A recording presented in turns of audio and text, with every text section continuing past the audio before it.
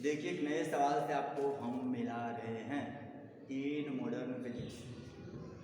सवाल है बच्चों, आइंस्टाइन का प्रकाश विद्युत समीकरण क्या है? आइंस्टाइन के बारे में आपको पता होगा, अल्बर्ट आइंस्टाइन। वह एक भौतिकवेत्ता थे। बस साइंटिस्ट हैं तो दिमाग की कोई कमी नहीं, जितना बोल सकते हैं। आइंस्टाइन ने एक इक्वेशन दिए थे, वो परफेक्ट इक्वेशन था बच्चों। बिगिनिंग यहाँ से होता है ऊर्जा के संरक्षण सिद्धांत से। इसका मतलब होता है कि ऊर्जा का कोई नष्ट नहीं कर सकता और न कोई निर्माण करता, सिर्फ एक रूप से दूसरे रूप में कन्वर्ट कर सकते हैं, परिवर्तित कर सकते हैं, अदरवाइज कुछ नहीं, नथिंग। तो ऊर्जा के संरक्षण सिद्धांत से एक फॉर्मूला होता है एच न्यू बराबर फाई नॉट प्लस 1/2 mv/। सबके बारे में बताता हूँ। यह भी एक ऊर्जा है, फोटोन की ऊर्जा। फाई नॉट को बताए थे कार्यफलन, बैक वीडियो में आपको मिल जाएगा, उसमें है, आप स्टडी किए होंगे, लिखे होंगे। 1/2 mv/2 मैक्स काइनेटिक एनर्जी का फॉर्मूला होता है, जिसको गति ऊर्जा कहते हैं, 1/2 mv/2।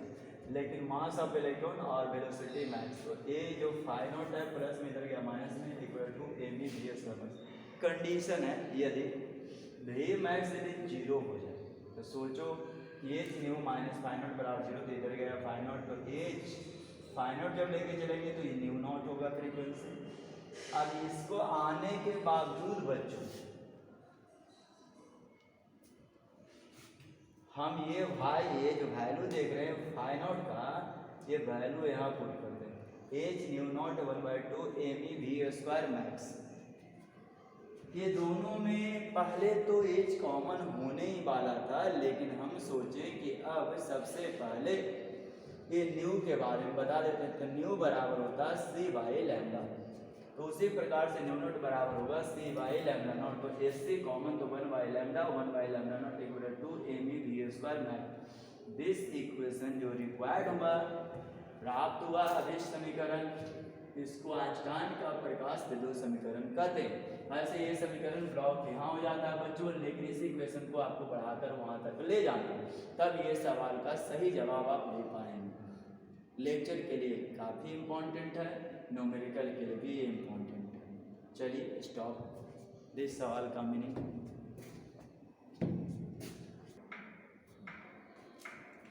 देखिए एक नए सवाल लेकर आए। ऐसे आपको ये सवाल हो आपको समझ में ये आएगा कि लगता हम पढ़ चुके हैं, लेकिन फिर भी इसमें कट होता है कि जो ओरिजिनल मीनिंग होता है वो लाने की कोशिश की, ताकि आप लोग को अच्छा लगे। सवाल यही है बच्चों कि प्रकाश विद्युत प्रभाव की व्याख्या करें। ये आपको पहले भी मिला है इसका जवाब। तो ये पहला पॉइंट नोट रखिएगा माइंड में कि यदि आपतित प्रकाश की जो आवृत्ति होता है न्यू नॉट, उससे कम हो तो इलेक्ट्रॉन का उत्सर्जन संभव नहीं। आपतित प्रकाश की आवृत्ति यदि कम है तो फिर आपको इलेक्ट्रॉन का उत्सर्जन पॉसिबल ही नहीं है, नहीं आप निकाल सकते। ये पहला पॉइंट है। दूसरा आपके सामने बताने की कोशिश यह की है कि जो ऊर्जा होता है आवृत्ति पर हमेशा निर्भर करता है। एनर्जी जब भी डिपेंड करता है, ऐसे फार्मूला भी पढ़े होंगे, E बराबर एच न्यू, फ्रीक्वेंसी पर वो डिपेंड करेगा। उत्सर्जित इलेक्ट्रॉन की संख्या धातु पृष्ठ पर आपतित फोटोन की संख्या पर निर्भर करती है। जितना ज़्यादा फोटोन की संख्या धातु के पृष्ठ पर पड़ेगी, उतना ही इलेक्ट्रॉन का उत्सर्जन पॉसिबल है, संभव है। और लास्ट में बताने की कोशिश की है कि धातु पृष्ठ पर फोटोन की आपतन तथा इलेक्ट्रॉन के उत्सर्जन के बीच कोई समय की प्रस्थान नहीं होता, यानी कि बहुत समय लगेगा, पता भी नहीं चलेगा। आपको याद आ रहा होगा 10⁻⁴ -5 सेकंड के आसपास के समय लगता है, तो वो आपको पता नहीं चलने वाला। तो ये था बच्चों प्रकाश विद्युत प्रभाव की व्याख्या।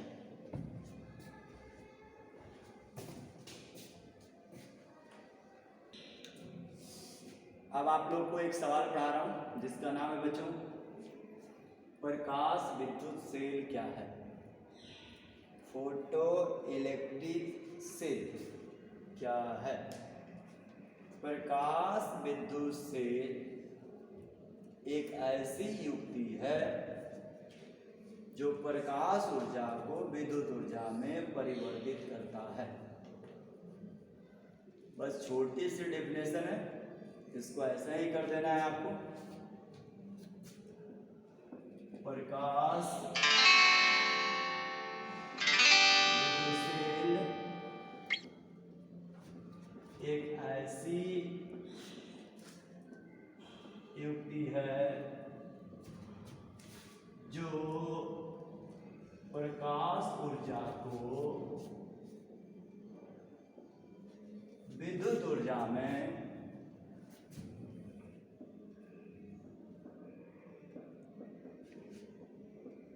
परिवर्तित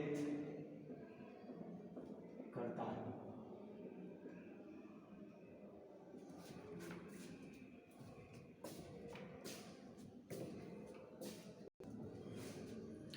देखिए एक नए सवाल और जानिए बच्चों। प्रकाश विद्युत सेल कितने प्रकार के होते हैं। जो प्रकाश विद्युत सेल होता है वो मुख्यतः 3 प्रकार के होते हैं। नंबर फर्स्ट प्रकाश उत्सर्जक से, इस पर आता हूँ, बहुत जल्द आता हूँ, समझाता हूँ। दूसरा पॉइंट आपको बताने वाले हैं। दूसरा प्रकार जो है इसका नाम है प्रकाश वोल्टेज से, और तीसरा जो पॉइंट है उसका नाम है प्रकाश चालकीय से।